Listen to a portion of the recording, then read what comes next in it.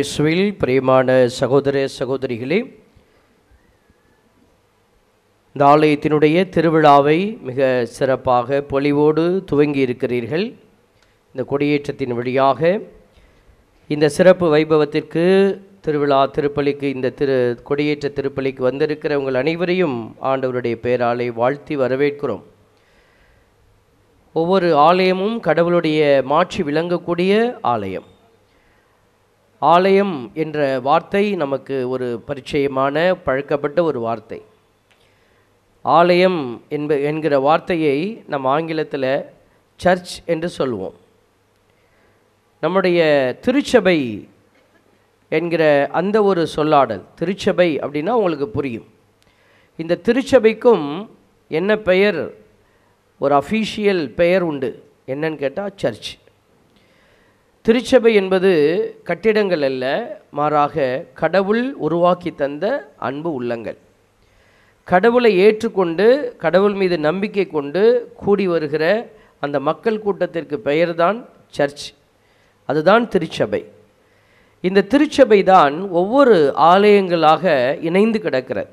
நம்ம பல ஆலயங்கள் எல்லா இடத்திலும் பிரிந்து இருந்தாலும் ஒவ்வொரு ஆலயத்திலும் இறை மக்களினுடைய அந்த இறை நம்பிக்கையாளர்களுடைய கூட்டமைப்பு, அதுதான் அந்த ஆலயத்திற்கு சிறப்பு.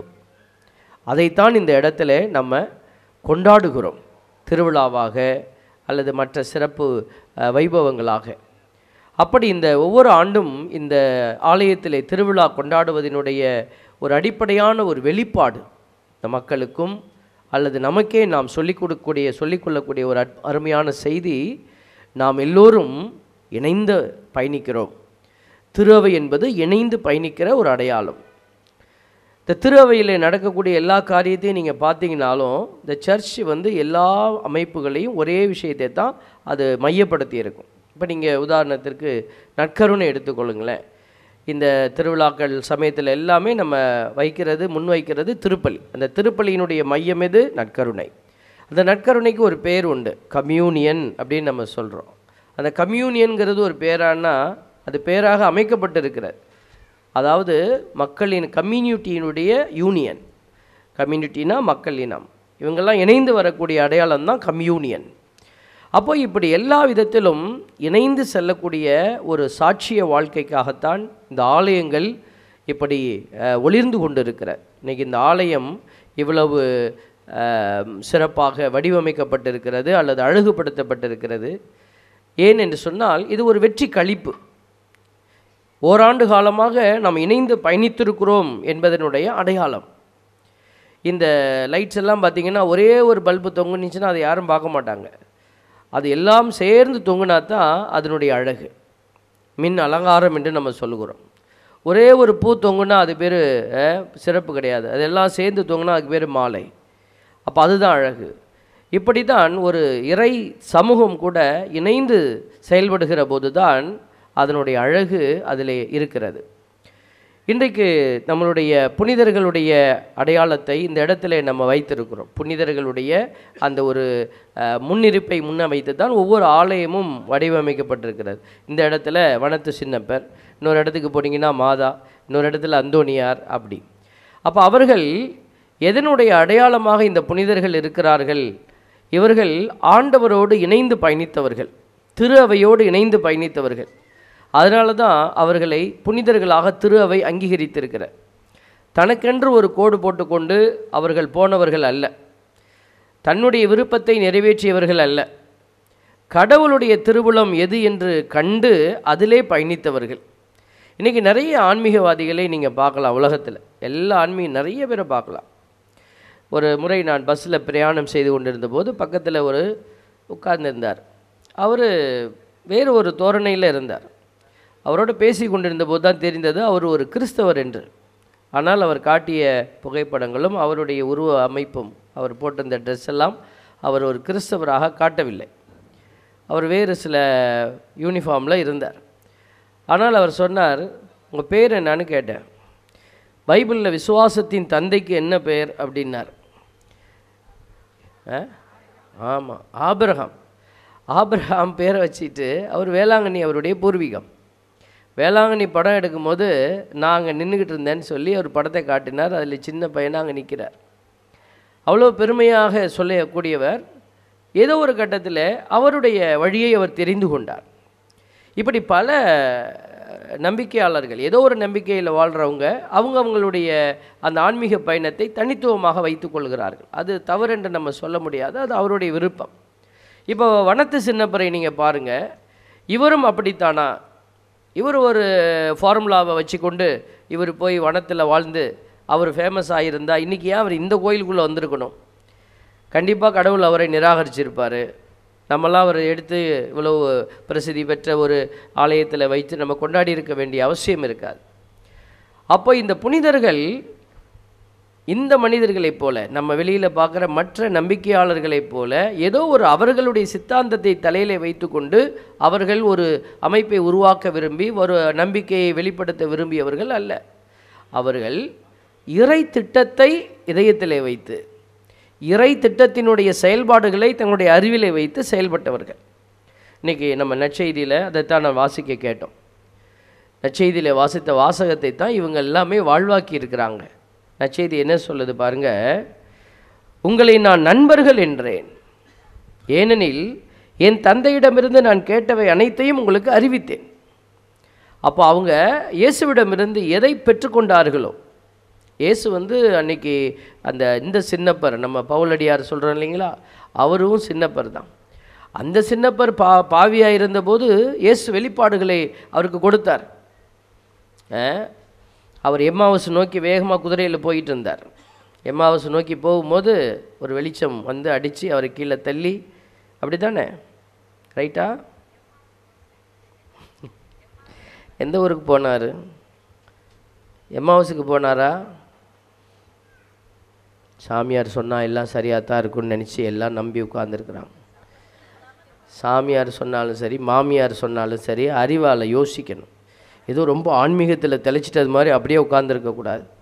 கொஞ்சம் பேர் நான் பார்க்குறேன், இப்போ மழை வருமா அப்புறம் வருமா, இவன் மழைக்கு முன்னாடியே முடிச்சிருவானா, இல்லை மழை வந்தோடனே நனைஞ்சு ஓட வைப்பானா அப்படின்னு நிறையா பேர் அப்படியே உறைஞ்சி போய் உட்காந்துருக்குறீங்க.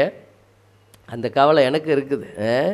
நல்ல கவலைப்படாதீங்க, நம்ம பூசை முடிக்கிற வரைக்கும் கடவுள் வானத்தை எல்லாம் நிப்பாட்டி வச்சுருப்பார். இப்போ எந்த ஊரை நோக்கி போகும்போது கடவுள் பவுலடியாரை ஆட்கொண்டார்? தமஸ்கு. எம்மாவுஸுக்கு யார் போனா? எம்மாவுஸுக்கு யார்? Very good. குட்டி பிள்ளை சொல்கிறாங்க, 2 சீடர்கள் இயேசுவோடு பேசிக்கிட்டே போனாங்க. கன்ஃபியூஸ் ஆகிடக்கூடாது, இதெல்லாம் பார்க்கணும். அப்போ பாருங்கள், அந்த தமஸ்கு நோக்கி போகும்போது இயேசு அவரை ஆட்கொள்கிறார். இப்போ இவரை எங்கே ஆட்கொண்டார் வரலாறு படித்து பார்த்திங்கன்னா இருக்கும். இப்போ இதில் என்ன நம்ம பார்க்குறோம், அவருக்கு வெளிப்படுத்துகிறாரு, நண்பனுக்கு சொல்வதை போல் சொல்கிறாரு. இவ்வளோ பேர் என்னை கொண்டுபிட்டியே, உன்னை வச்சு செய்கிறேன் பாடுற அப்படின்னு சொல்லலை. அவரை செலக்ட் பண்ணி அவர் அனனியாட்ட அனுப்பி அவர் அதுக்கப்புறம் பாலைவனத்தில் போய் உட்கார்ந்துட்டார், சரண்டர் ஆகிட்டார் பவுலடியார். அப்போ அவர் வெளிப்படுத்தலை, எல்லாத்தையும் வெளிப்படுத்துகிறாரு. கடவுள் தன் நண்பனுக்கு சொல்வதை போல் எல்லாத்தையும் சொல்லிக் கொடுக்குறார், தந்தையினுடைய திட்டம் என்ன எல்லாத்தையும். அதே மாதிரி தான் நம்மளுடைய வனத்து சின்னப்பருக்கும். ஏன் ஒரு வனத்தில் போய் உட்கார்ந்தார்? ஏன் என்ன பண்ணார்? எதுக்கு இப்படி போய் உட்கார்ந்தார்? காட்டில் போய் உட்காரணுன்னு என்ன அவசியம்? அப்போ உட்கார்ந்தவங்க சும்மா உட்காந்து தூங்கிக்கிட்டே இருந்திருப்பாங்களா? சாப்பிட்டு நல்லா இயற்கை உணவை சாப்பிட்டுட்டு நல்லா தெம்பா நல்லா தேனும் பாலும் குடிச்சிட்டு இல்லை, அங்கே உட்காந்து அவங்க என்ன செய்தாங்க? இறை திட்டத்தை அறிந்து செயல்பட்டாங்க. நீ காட்டில் உட்கார்ந்துருந்தாலும் சரி, நாட்டில் உட்கார்ந்துருந்தாலும் சரி, நீ செயல்படணும். எப்படி செயல்படுறது? அதுதான் ஆண்டவர் சொல்லித்தரார் பாருங்க. உங்களை நான் நண்பர்கள் என்றேன், தந்தையினுடைய திட்டங்களை உங்களுக்கு நான் வெளிப்படுத்தினேன். அப்போ கடவுள் எல்லாருக்கும் வெளிப்பாடுகளை கொடுக்குறார். கடவுள் சும்மா இருக்கிறதே இல்லைங்க. ஒவ்வொரு நிமிஷமும் கடவுள் என்ன செய்கிறாரு? வெளிப்பாடுகளை மக்களுக்கு கொடுத்துட்டே இருக்கிறார்.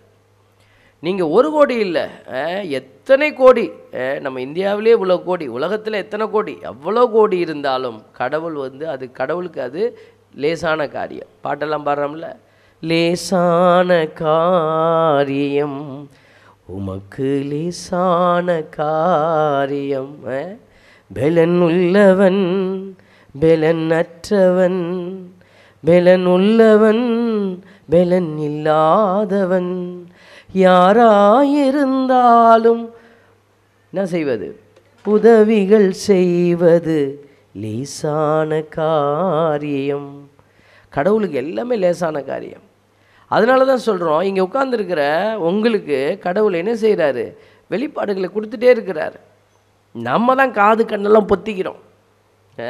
நமக்கு இப்போ இங்கே உட்காந்துருக்குறோம், நம்ம மனசெல்லாம் எங்கிட்டு இருக்குது? இதை முடித்து அடுத்தது போய் என்ன பண்ணணும்னு இருக்கும். என்றைக்குமே நம்ம வந்து ப்ரெசண்டில் வாழ்கிறதே இல்லை. அதான் பிரச்சனை. அடுத்தது என்ன, அடுத்தது என்ன, அடுத்தது என்ன. அதனாலேயே கடவுளுடைய திட்டங்கள் எல்லாம் நமக்கு மறைக்கப்பட்டதாகவே கிடக்கிறது. இவ்வுலகின் தெய்வம், பைபிள் சொல்லுது, இவ்வுலகின் தெய்வம் நம்பிக்கை கொண்டிராதோரின் அறிவு கண்களை குருடாக்கி விட்டது. இவ்வுலகின் தெய்வம்னா யார்? பிசாசு. அது இந்த ஆடம்பரத்தில் எல்லாம் இருப்பான், எல்லாத்துலேயும் இருப்பான். பணம் காசில் இருப்பான், ஆடம்பரத்தில் இருப்பான், அதிகாரத்தில் இருப்பான், எல்லாத்துலேயும் இருப்பான்.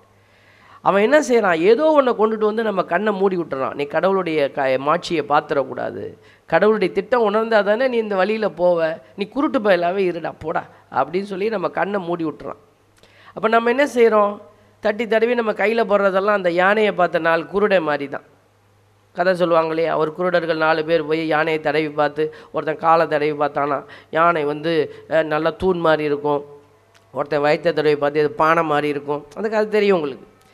அதே மாதிரி தான் நம்மளும் ஏதோ ஒன்று பிடிச்சி வச்சுக்கிட்டு வாழ்க்கைங்கிறது இப்படித்தான் இருக்கும், இப்படித்தான் இருக்கும் நம்ம சொல்லிகிட்டு இருக்கிறோம். இல்லை, அப்படி இல்லை.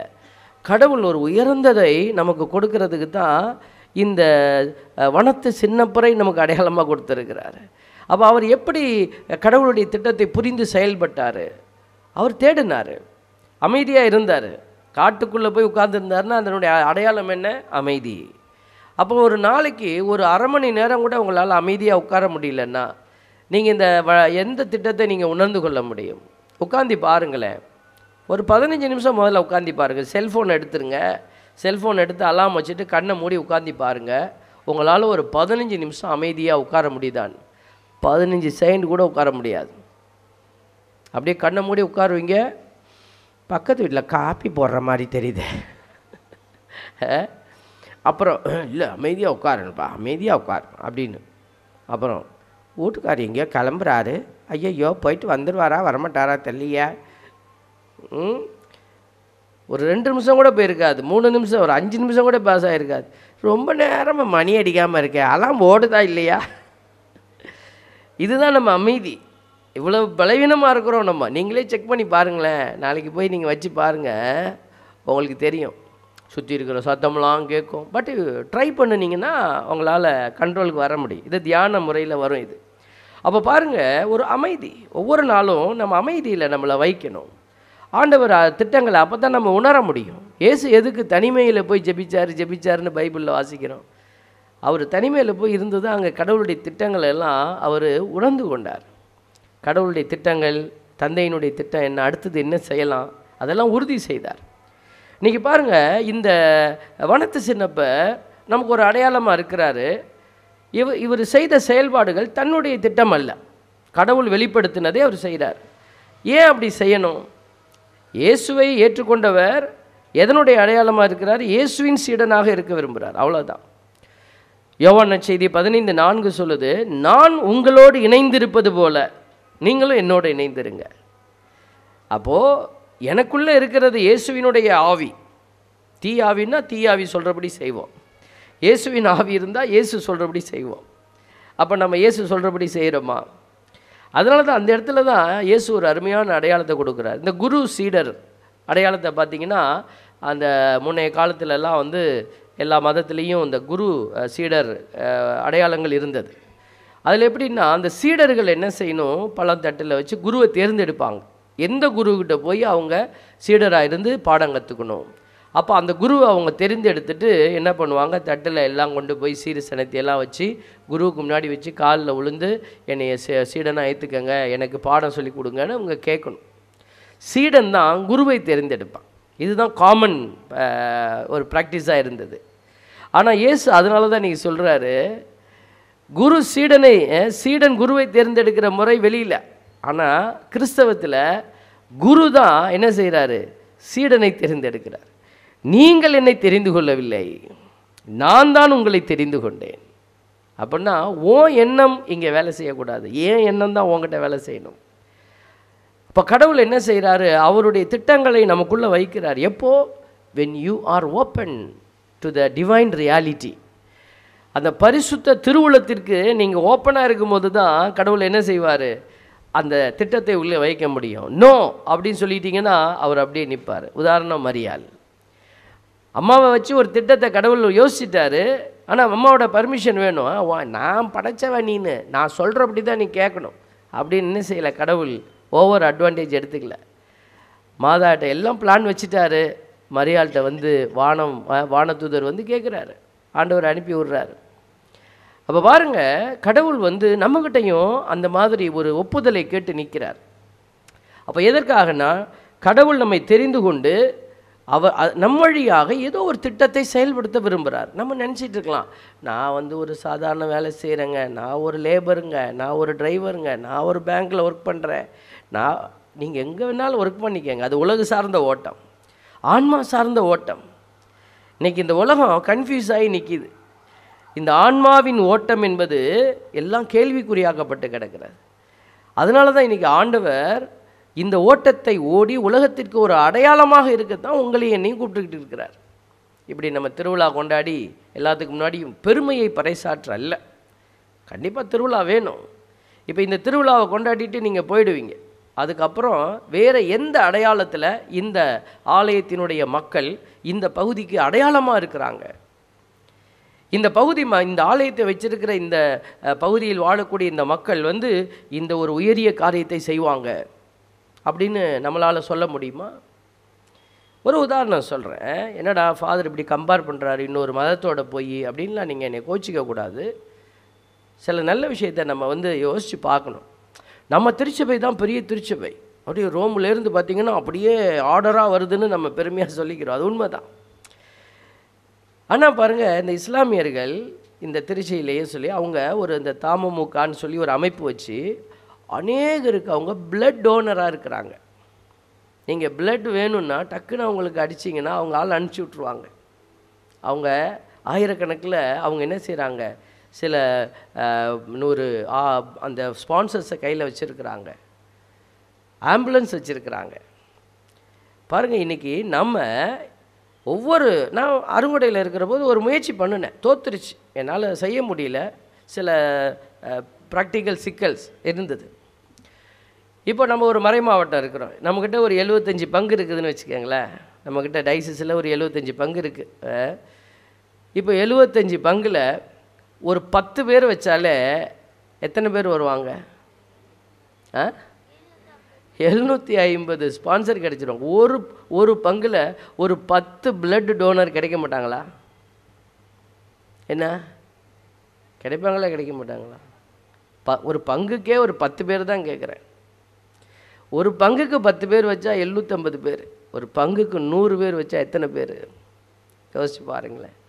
அப்போது ஏன் இதெல்லாம் நம்ம செயல்படுத்தலை? அப்போ இதுதான் நம்மளுடைய நம்பிக்கை வாழ்க்கை. நம்ம ஒரு ஆன்மீகத்தை தனியாக வச்சுட்டு நம்ம ஒரு பக்தி முயற்சிக்குள்ளே இருந்துக்கிட்டு ஓடணும்னு நினைக்கிறோம். கடவுள் சொல்கிறாரு, உன் ஆன்மீகம் எனக்கு அருவருப்பை தருகிறது. செயல்படாத ஆன்மீகம். சும்மா கோயிலுக்கு போவோம், ஓரமாக உட்காருவோம், பூசையை பார்த்துட்டு பயபக்தியாக பார்த்துட்டு நன்மையை வாங்கி அப்படியே டபக்குன்னு வாயில் வச்சு முழுங்கி போட்டு போயிட்டே இருக்கலாம். தேவ பிள்ளைகளே, கடவுள் வந்து இப்படிப்பட்ட ஒரு செயல்பாட்டை வந்து அவர் விரும்புகிறதில்லை. இதெல்லாம் செய்து கொள், உன்னுடைய விழாக்களை நான் அருவருக்கிறேன். எசையா புத்தகம் 1வது அதிகாரத்தில் 12லேருந்து சொல்கிறார், உன் விழாக்களை நான் அருவருக்கிறேன். நீ எனக்கு முன்னாடி காட்டக்கூடிய தூபம் எனக்கு அருவருப்பை தருகிறது. பாருங்கள், நாத்தத்தை கொடுக்குது. யார் உங்கள்கிட்ட கேட்டால் இந்த காணிக்கையெல்லாம் கொண்டு வர சொல்லி அப்படின்னு சொல்லிட்டு அது அப்படியே தொடர்ச்சியாக பேசுவார். பாருங்கள், அதில் தான் சொல்கிறாரு, நீ விடுதலையை கொடுக்கணும், இரக்கத்தை கொடுக்கணும், செயல்பாட்டை குறித்து நிறைய அடையாளத்தை சொல்லி இதெல்லாம் செய், இதுதான் நான் விரும்புகிற உண்ணா நோன்பு, இதுதான் நான் விரும்புகிற விழா அப்படின்னு சொல்லுவார். அதனால் இந்த விழாக்களை எல்லாம் வேணான்னு நம்ம சொல்லலை. இதெல்லாம் நம்மளை ஒன்று கூட்டக்கூடிய, இதெல்லாம் நமக்கு வந்து ஒரு அடையாளப்படுத்தக்கூடிய ஒரு நல்ல அடையாளங்கள். அதனால் இதை நம்ம வேண்டாம் என்று சொல்லலை. ஆனால் இந்த விழாக்களை நடத்துகிற நாம் இந்த ஆண்டு எத்தனை நன்மைகளை நம்ம செய்கிறோம். கடவுள் நன்மைகளை செய்யத்தானே நமக்கு ஆற்றலை கொடுக்குறார். ஒவ்வொருத்தருக்கும் ஒவ்வொரு திறமைகளை கடவுள் கொடுக்குறார். இன்றைக்கி இந்த வனத்து சின்னப்பருக்கு ஒரு தனித்திறமையை கொடுத்துருந்தார். அந்த தனித்திறமையில் தான் அவர் போய் ஒரு ஜெப வீரராக இருந்து ஜெபிச்சு அவர் என்ன செய்தார், வெற்றி கொண்டிருக்கிறார். ஒருவர் அன்னை தெரசாவை இந்த பக்கம் கொடுத்தார். அந்த அம்மா ஓடி போய் வேலையை செஞ்சு அவங்க ரோட்டில் படுத்துருக்கு எல்லா நாற்றம் முடித்தவங்களையும் கொண்டுட்டு வந்து வேலை செஞ்சு, அது அவருடைய ஒரு சிறப்பு, ஒரு வரம், தூயாவினுடைய வரம். பைபிளில் தான் சொல்லுது, ஆவியானவர் ஒருத்தர் தான், அவர் கொடுக்குற வரங்களோ பல வகை. கடவுள் ஒருத்தர் தான், அவர் கொடுக்குற வரங்கள் பல வகை. அப்போ கடவுள் எதுக்கு இந்த வரங்களை எல்லாத்துக்கும் பிரித்து கொடுக்குறாரு? எல்லாரும் அவங்கவுங்க வீட்டுக்குள்ளே வச்சுக்கிட்டு மனசுக்குள்ளே வச்சுக்கிட்டு வாழ்கிறதுக்கா? இல்லை, செயல்படுவதற்கு. அப்போ செயல்பாடுகளை நீங்கள் உங்களதாக உரித்தாக்க வேண்டும், நம்ம எடுத்து கொடுக்கணும். அதுக்கு தான் ஆண்டவர் சொல்கிறார் பாருங்க, எதுக்கு உங்களை தெரிந்து கொண்டேன், அந்த வார்த்தையை தொடர்ந்து சொல்கிறார் பாருங்க. நீங்கள் என்னை தெரிந்து கொள்ளவில்லை, நான் தான் உங்களை தெரிந்து கொண்டேன். நீங்கள் கனி தரவும், நீங்கள் தரும் கனி நிலைத்திருக்கவும். சும்மா ஏதோ ஒரு போகிற பக்கில் 2-10 ரூபா பிச்சையை போட்டு போகிறது, அந்த கனி இல்லை. தொடர்ந்து நீ செய்யணும். நீ நன்மை செய்யணும்னா நன்மை, எந்த நன்மையை நீ செய்கிற நீ உணர்ந்து செய்யணும். அதுதான் ஆண்டவருடைய விருப்பம். இதுக்கு தான் உங்களை ஏற்படுத்தினேன். 1 பேதுரு 2:9 பேதுரு அழகாக சொல்வார், ஆண்டவர் நம்மளெல்லாம் சிறப்பாக அழைச்சிருக்கிறார். You are a chosen generation, தெரிந்தெடுக்கப்பட்ட வழிமரபு. மற்றவங்களாம் செய்கிறாங்களா? எதுக்கு நம்ம உலகத்தில் போய் இதெல்லாம் இழந்துக்கிட்டு நிற்கணும்? அதுக்கு தான் ஆண்டவர் உங்களை தெரிந்தெடுத்திருக்கிறார். என்னையும் அதுக்கு தான் தெரிந்தெடுத்திருக்கிறார். என்னையும் ஒரு சிறப்பான வாழ்க்கைக்கு தெரிந்தெடுத்திருக்கிறாருன்னா, போராட்டங்களுக்கு மத்தியில் நாங்கள் அதில் நிற்கணும். குருக்களை, கன்னியர்களை, பொது நிலையினர், உங்களை ஒரு இடத்துல வச்சிருக்கிறார். நீங்கள் அதை தெரியாமல் ஓடிக்கிட்டு இருக்கிறீங்க. நீ அந்த இடத்துல கனி கொடுக்காமல் நின்னா கடவுள் உங்கள்கிட்ட கேள்வி கேட்க போகிறார். உனக்கு அந்த இடத்துல இப்படிப்பட்ட சூழலில் உனக்கு ஒரு வேலை கொடுத்துருந்தானே, அதை செய்தியான்னு கேட்பார். வேலை தெரிஞ்சால் தானே நம்ம செய்ய முடியும். வேலையே தெரியலையே. இல்லை சாமி, நான் கோயிலுக்கு போனேன், அதை விட்டுடு, நீ வேலை செஞ்சியா? நான் கொடுத்த அந்த வேலை. இல்லை சாமி, நான் நன்மை வாங்கிறதுக்காக லைனில் நின்னேன், அதை விடுமா, வேலை செஞ்சியா? ஆண்டவர் திருப்பி அங்கே தான் வந்து நிற்பார். அதுதான் இப்போது. அதனால் நான் கோயிலுக்கு போகக்கூடாதுன்னு சொல்லலை. ஒரு கோயிலுக்கு போகக்கூடாதுன்னு சொல்லிவிட்டாரு, நன்மை வாங்கப்படாதுன்னு சொல்லிவிட்டாருன்னு சொல்லி ஊரெல்லாம் போய் சொல்லி வச்சிடாதீங்க. ஆண்டவர்கிட்ட வரதே அந்த கண்ணு திறக்கிறதுக்கு தான். அந்த கண்ணு திறந்த உடனேயும் அந்த காரியத்தை செய்கிறதுக்கு பலன் கேட்டு தான் அந்த நற்கருணையை பார்க்குறீங்க இல்லையா? அந்த நற்கருணையினுடைய பார்த்தோன்னே உங்களுக்கு எது ஞாபகத்துக்கு வரணும்? நற்கருணையை பார்த்தோன்னே பக்தி பரவசம்லாம் வருது. ஆனால் நற்கருணையை பார்த்தோன்னே எது ஞாபகத்துக்கு வரணும்? வெரி குட், அக்கா வந்து கரெக்டாக சொல்லிட்டீங்க. எங்கே சொல்கிறோம் அதை? அந்த நற்கருணை ஆராதனையில் ஜெபிப்பமாக ஃபாதர் சொல்கிறாங்க இல்லையா? அந்த ஜெபிப்பமாக என்ன வருது? இந்த நற்கருணை அருள் அடையாளத்தின் வழியாக எதை காட்டுறீங்க? கல்வாரி பலியினுடைய அந்த நிலையை நாங்கள் பார்க்குறோம். அதுதான் அந்த ஜெபத்தில் வரும். இந்த நற்கருணை பிரசனத்தின் வழியாக பாடுகளையும், உங்களுடைய பாடுகளை நாங்கள் நினைவு கூறுகிறோம். அப்போ இந்த நற்கருணையை உட்கொள்ளுகிற பிள்ளைகள் என்னத்துக்கு நீங்கள் வாக்குறுதி கொடுக்குறீங்க? அந்த வாங்கும்போது வாங்கி சாப்பிட்டுட்டு பாடுகளை நான் உங்களுக்காக ஏற்றுக்கிறேன் அப்படி சொல்லிட்டு தான் நீங்கள் போகிறீங்க. ஏற்றுக்கிறோமா? வீட்டுக்கு போய் ஒரு பாடை பார்ப்பீங்க. வீட்டுக்கு போனோனையும் புருஷனோ பொண்டாட்டியோ உட்கார்ந்துருக்கோம். பிள்ளைகளை யாரோ ஒருத்தர் பாடுகள் போல் இருப்பாங்க. அவங்க நம்மக்கிட்ட பேசுவாங்க. நம்ம உடனே திருப்பி பதிலுக்கு பதில், இந்த பாரு நன்மை வாங்கிட்டு வந்திருக்கிறேன், வாயை பிடுங்காத, நீ கெட்ட வார்த்தை வந்துடும். அப்போ நன்மை வாங்கினதுக்கு பதில் பாருங்கள் எப்படி வருது. அதுக்கு நீ கெட்ட வார்த்தையே பேசியிருக்கலாம். இதுதான் நம்மளுடைய அந்த நற்கருணை வாங்கினதனுடைய வெளிப்பாடு. அப்போ நற்கருணை வாங்கிறதுனால நம்ம பக்தியாளர்களாக மாறிடுவோமா? இல்லை, செயல்படணும். செயல்படுகிற போது தான் தூய்மை. ஆண்டவர் தூயவர் தூயவர்னு பாடுறோமே, எப்படி பாடுறோம்? எதுக்கு பாடுறோம்? அவர் வானத்தில் உட்கார்ந்துருந்தாருன்னா அவரை போய் தூயவர்னு பாட போகிறோமா? எத்தனையோ தெய்வங்கள் இருக்கிறாங்க, அவங்களெல்லாம் தூயவர்னு பாடுறோமா?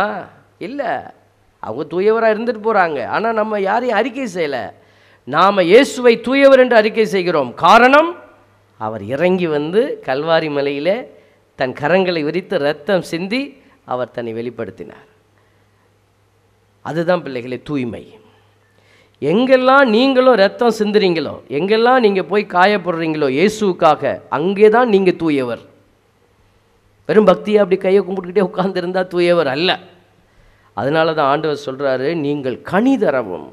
கனி கொடுக்கிற போது உங்களுக்கு காயங்கள், வலிகள், வேதனைகள், அதனால் கடவுளுக்கு மாட்சி, அதனால் உங்களுக்கு கிடைப்பது தூய்மை, அதனால் உங்களுக்கு கிடைக்க போகிறது மோட்சம், கடவுளுடைய முகத்தை பார்க்கிற பாக்கியம். மத்தேயு நற்செய்தி 5வது அதிகாரம் 8வது இறைவசனம் என்ன சொல்லுது? தூய உள்ளத்தினர் பேறு பெற்றோர், ஏனெனில் அவர்கள் கடவுளை காண்பர். கடவுளை நீங்கள் பார்க்கணும் போய் அப்படின்னு ஆசைப்பட்டீங்கன்னா இப்போவே கேம் ஆரம்பிச்சிடணும். புனிதர்கள் அப்படித்தான் துன்பத்தை ஏற்றுக்கொண்டாங்க. பவுலடியாரை பாருங்கள், போய் தலையை வெட்ட போகும்போது போகிறாரு, வெட்டுங்கடா அப்படின்ட்டு. பேதுருவடிகளார் தலை சிலுவையில் அலைய போகிறான், இப்படி அறையாத தலைகளை அற பாருங்கள். சாவை அவர்கள் எதிர்கொண்டார்கள். காட்டுக்குள்ளே போய் உட்கார்ந்தா எனக்கு ஒன்றும் இல்லாமல் போயிடுமே, இல்லை, சாவை எதிர்கொண்டார்கள். காரணம் என்ன தெரியுமா? அவர்கள் இயேசுவுக்காக இரத்தம் சிந்த துணிந்து நின்றார்கள். கண்ணீதர அவர்கள் தயாராக இருந்தார்கள். இந்த நாட்களில் சிந்தித்து பாருங்கள், உங்களுக்கும் ஆண்டவர் இந்த வெளிப்பாடுகளை தருவார். கனி தருகிற பிள்ளைகளாக இருந்து சாட்சியாய் மாறுவோம். ஆமென்.